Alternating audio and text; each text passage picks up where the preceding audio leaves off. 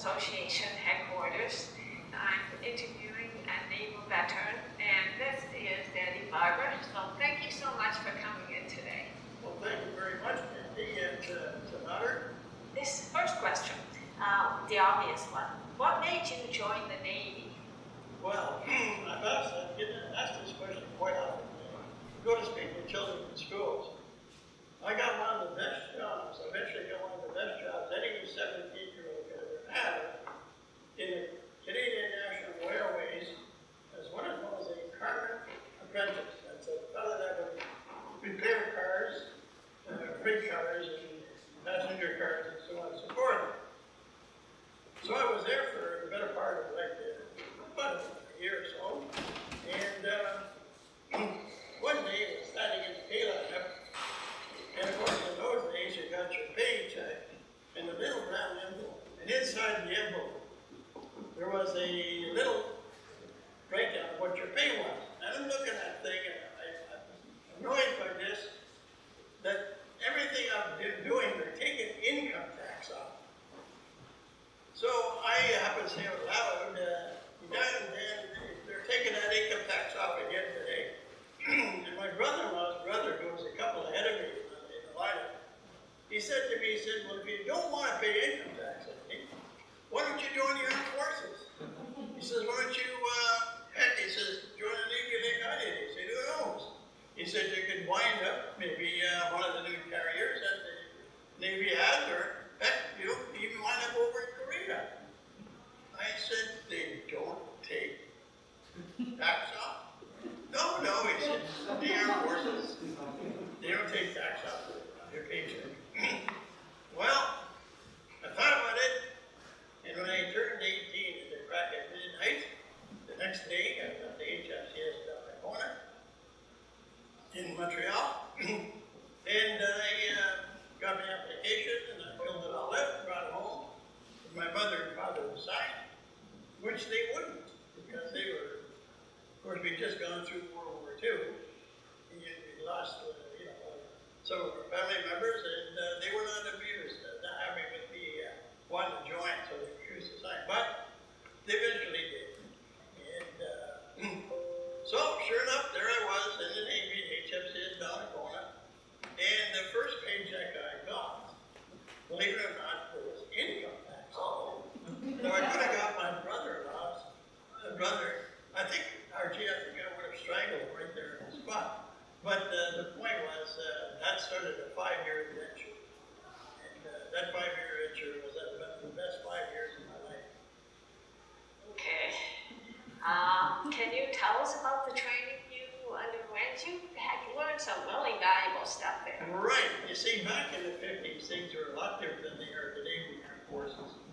Back in the 50s, you got roughly about 7 or 8 weeks of basic training.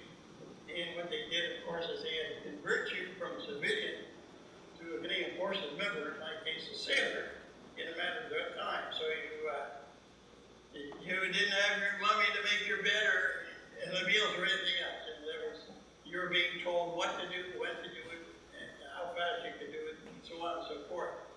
So it took about 7 to 8 weeks. I think it was about 8 weeks. And then you became, shall we say, graduated from what we call basic training. And from basic training, then, of course, in those days, they were looking for certain trade groups. In my case, they were looking for communicators, and visual communicators in particular. And so they chose me to become a visual communicator along with a bunch of other fellows. Now, that was a bit of a strenuous course. It lasted roughly about 8 months. And you had to learn the Morse code, you had to learn anything to do with visual communication. It's called silent communication in the war zone. And included in that, of course, is knowing all the different flags where we for signals at sea, and so on and so forth. And also, what about, the Morse code? Isn't the Morse code difficult? If I hear ta ta ta ta ta ta ta, it just goes right through me, Well, Morse code, basically, when you're learning, it's like learning a second language. And you already know French?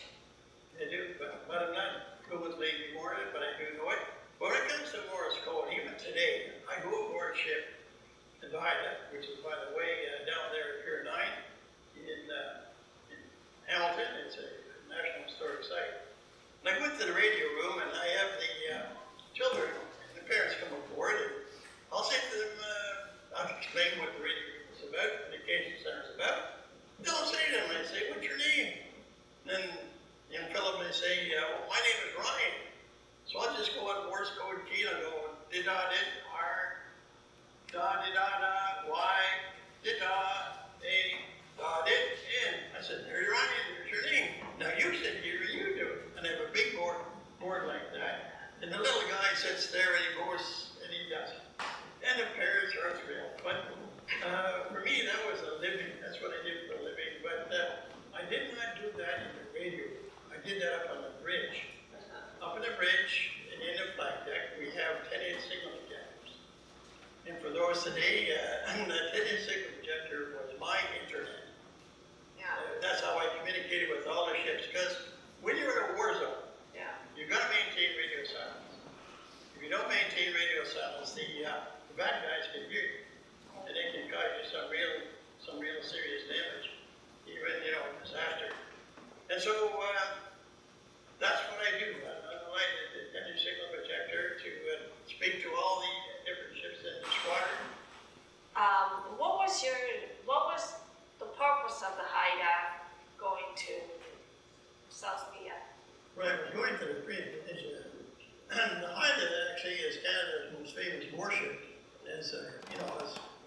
As is described by many people, fighting a ship during World War II.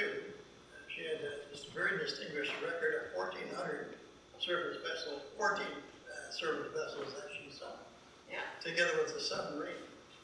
So when we were over there, our job during that time, when we got over there just after the armistice was signed in February '54, our job was to go from island to island to island in the peninsula of Korea to make sure there was no buildup of troops and no buildup of any arms, etc. Yeah, well, thank you very, very much for your service. I mean, we need more people like you in this world.